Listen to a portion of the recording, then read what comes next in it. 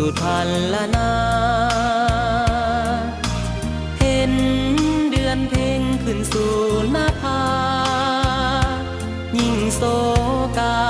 ข้าหนึ่งถึงดวงใจคิดถึงครั้งเคยมีน้องอยู่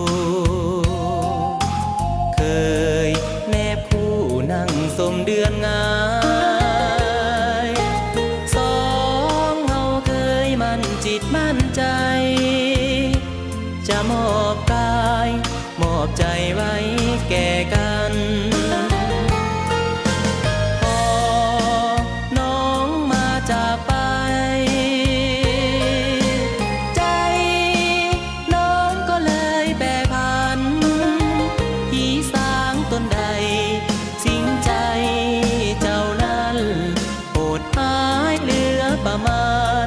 สังหารอายทั้งเป็นหากอายนี้เลื่อนลอยสูญดับบอกหวนกลับคืนมาให้เห็นน้องทำลายอายอย่างเลือดเย็นข้าทั้งเป็น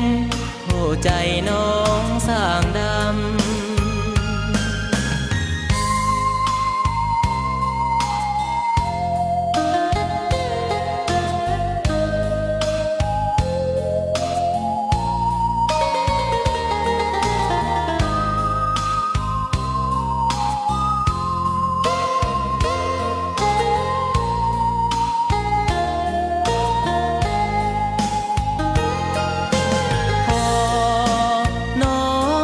จากไป